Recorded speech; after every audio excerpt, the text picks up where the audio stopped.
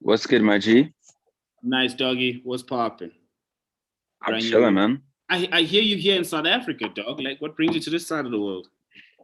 Yeah, man. Got the whole view of Josie right there. Sure. Yeah. Where's that? Like, the West Coast. Um. Yeah. Ah, that's like some high end vibes, you know? It's nice. It's nice. I was in Brom. I was staying in Brom in some studio first week, first few days. Yeah. But yeah, I'm just out here.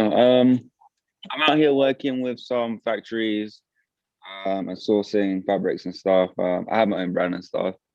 So I'm just Yeah. out here. And I've always been about the youth culture and stuff. And when I was last here, I filmed a documentary about the youth fashion culture out here. So came back, relinked with the same people that featured in my video, and just giving them like opportunities and stuff, and just chatting to some talented kids out here.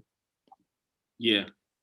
It's fresh, man. And the fact that you went to Brum, it just sucks that it's during COVID-19. You know, Brum, when Yeah, it comes to fashion and the display of colors and everything, like literally that's a great space to be in, including Maboneng. So it just sucks that with COVID-19 you can't get that. But for someone who has not heard of you before, this could be their first introduction. Who's Coffee? well, yeah, I'm a kid from London. Um, been documenting the youth fashion culture for over 5 years now. Started off filming this Supreme drops every week, showcasing what people were wearing, giving people an insight into what streetwear was back in 2015 when it wasn't a popular thing. I then elevated my content to a series called How Much Is Your Outfit? It's worldly known. It's where I ask people how much is their outfit that they're currently wearing and throw meetups, bring people together, and it's such a good energy. Then I was luckily I got into a position where Drake hit me up and asked to be featured in the episode. So I done How Much Shout with Drake, pretty fire.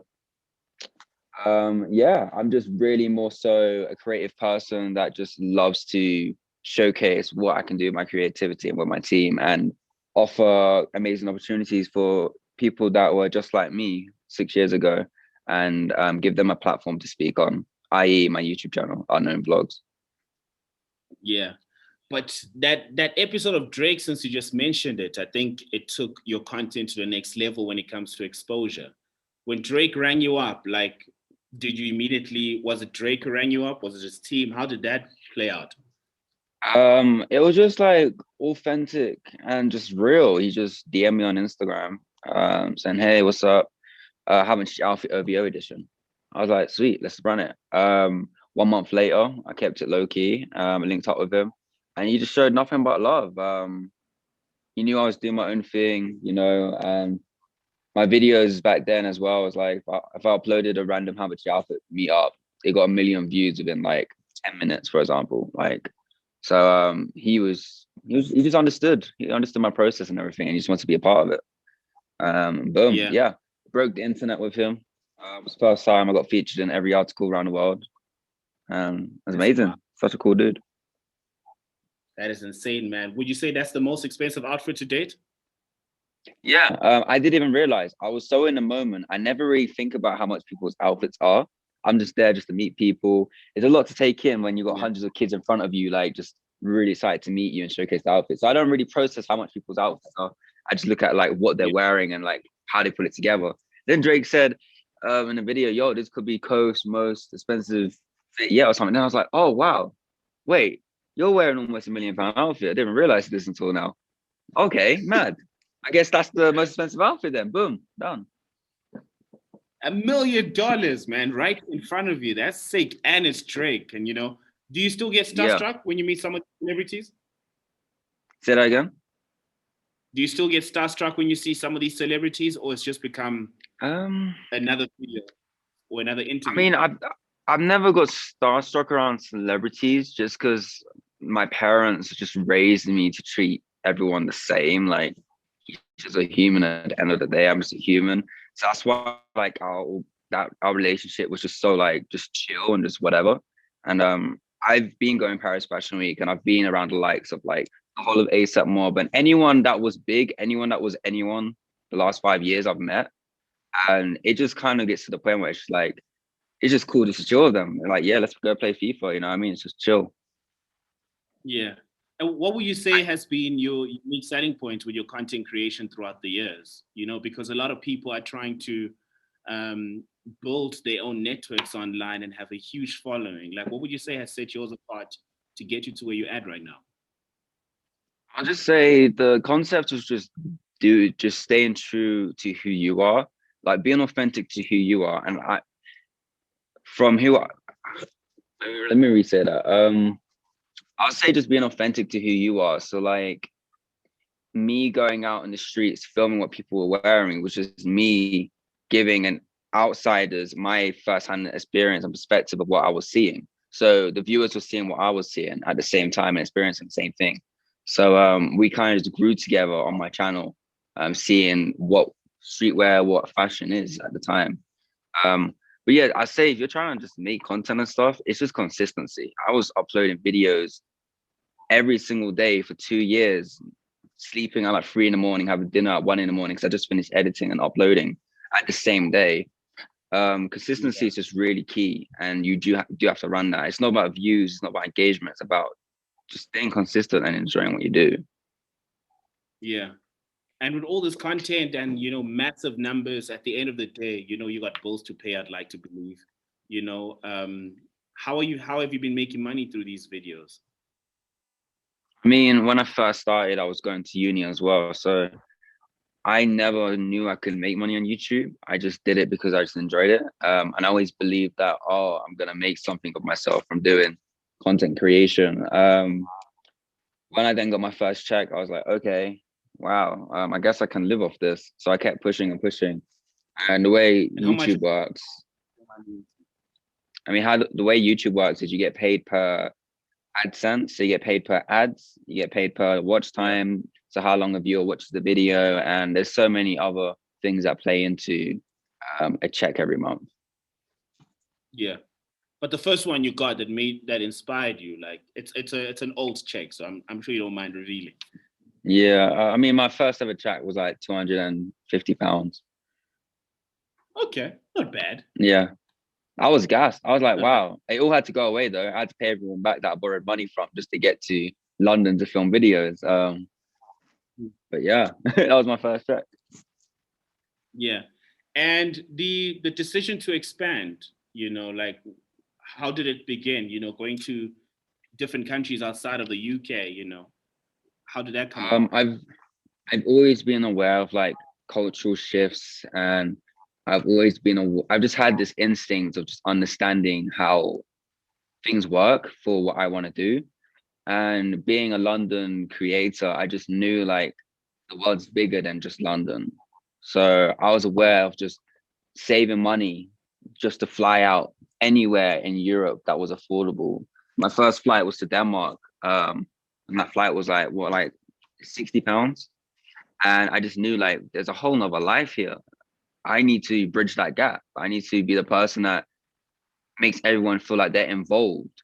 And that's what streetwear was initially back in the days. It was people, a culture, which is a group of people coming together, sharing the same interests.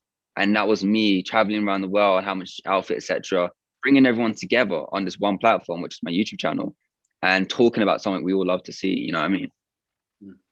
You know, having access to different parts of the world and putting this on YouTube, street fashion is such a big phenomenon right now. Which country surprised you of all the countries you traveled to? You're like, whoa, I wasn't expecting this. So it's always going to play Finland, Helsinki meetup will always play a role just because that was one of my biggest meetups because I locked down like 2 streets. That was insane. Yeah. I did not expect that.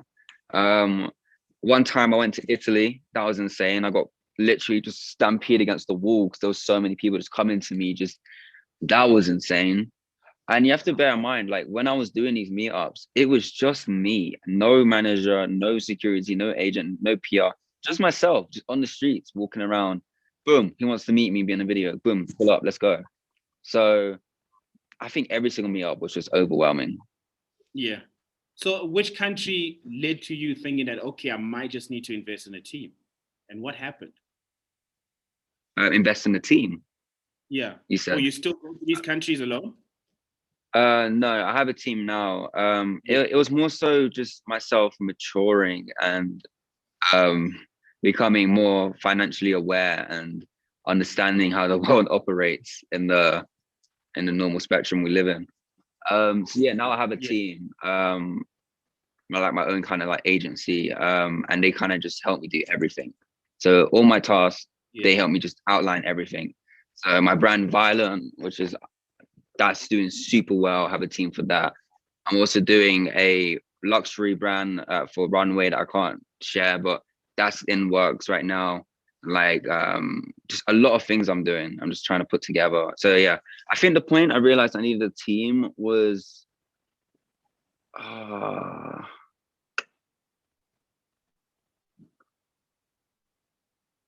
oh man, I think it was every single time I flew out and I realized, oh my God, what am I doing here by myself? That's when I realized I needed a team. yeah. That is crazy, man. And which country would you say has the best freestyle? Who's top of your list right now? Yo, shout out to SA. Yo, the kids in Brom before the pandemic, these kids were flying. Yeah, Like homies be pulling up in the craziest fits on the streets of Brom, just chilling. Like they ain't yeah, dressing up for my video. They're just that's how they are every day. You know what I mean? yeah, And that was crazy, yo. Kids on Brom got style. As well. I'll say if you're looking around like mums and dads and grandmas, Paris, they fly. Yo, the mums and grandmas are fly in Paris. They just get okay, it. I don't know how they get their steez. Um, yeah, that's pretty much it. yeah. Are there some things you've learned about yourself through this platform that you've created that you were not aware of? Yeah, I kind of spoke about this earlier with my peers, but I kind of done like a full circle. I was a kid that had a dream of owning clothes, and at the time I had nothing. I was just wearing plain clothes and unbranded. And I achieved that goal, and I'm wearing all my favorite big designers and stuff. And then I fell off that because I got tired of wearing that. So I went to vintage wear. Then I got tired of vintage wear. So I went into hiking wear. Then hiking wear blew the hell up. So I've gone back to me just wearing blanks and my own stuff. I kind of just done a Mm, full cycle. yeah, And I think that's what YouTube's kind of showed me. My journey on YouTube is that I've just gone back to being myself. And I much prefer just being myself. And I don't really care what people are wearing. I'm also care about like how you put it together. What we talking about right now, other than fashion? Like, what are you doing? You know what I mean? What are we doing right now? What can we do? yeah, And I've always been about the youth culture. So yeah. yeah. We all fully aware of how sneakers are so big throughout the world, but there's also been this booming market with the hoodies, the sweaters. Like those are timeless pieces that everyone gets a chance to reinvent. On your end, when it comes to street fashion, what would you say people need to look into moving forward into the future? What would you predict as the next big piece? Honestly, we've gone through. I'm also see. I'm also see it as like keywords. So we've gone from sneakerheads when people were doing when sneakerheads were around. I jumped into hype beast, and hype beast popped up. Everyone was a hype beast. So then I hopped onto just luxury, then vintage, now hikewear. I think we're going towards just digital wear, just freaking AR, freaking insane. Like crypto, the world of crypto is insane, and I think crypto is just running it right now. And I think there's a lot you Yeah, can do in terms of fashion and crypto. Um, so many things. You don't need to buy clothes no more. You can just get an AR filter and pull up in your AR filter on Instagram. Boom, that's your fit. And I think that will yeah, help people understand what the value of money. You know what I mean? Instead of just buying into brands because it's Gucci, it's Prada. I'm also just buying into the concept of just having fun. And AR filters are fun. You know what I mean? And it's becoming a bigger trend throughout this year. yeah. A cosign goes a long way. Your top five brands right now? The brands people Oh, don't know. Let me start there. Top five brands people might not know. okay. So I'll put you guys. Okay, there's this one hikewear brand called. I don't even want to give you guys. All right, there's one brand called Eden Ah, Power Corp. Eden Power Corp is a very low key hikewear brand. their references are like mushrooms and like all these crazy like agriculture and stuff, and they put it into garments or clothing. Insane. No one knows about that. Aside from my brands like Violent and stuff, I would say Post Archive Fashion as a Korean brand. Their trousers are insane. It's all about just making the craziest pair of trousers ever. Like they're insane. Yeah. I like Afix, so Afix is up there. I get a lot of inspiration from Afix. Eliza, it's a new UK brand. No one knows about that. I'm putting you guys on. Yeah. Okay. And one more. That's 5. That's 5. You just gave me 5, including Violet. Oh. I added Violet. 5. Yeah. Okay, sick. Yeah. Top 5 luxury brands. Oh, luxury brand. Okay, easy. Prada. I love freaking just timeless wear. You know. Shout out to Bottega Veneta. I love Bottega Veneta. Prada, Bottega Veneta.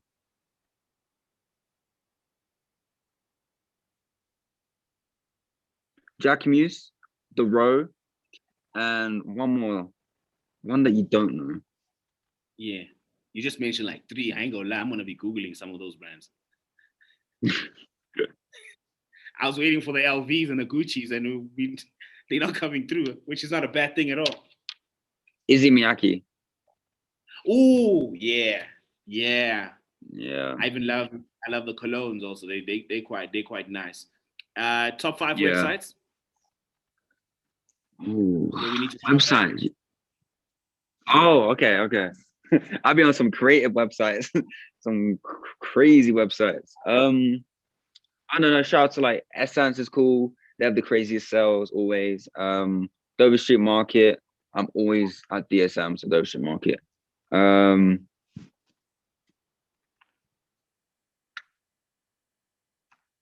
don't know. Oh my days. I only got 2. Yeah, only got 2. I don't really shop no more. I don't buy clothes no more. They just come to you.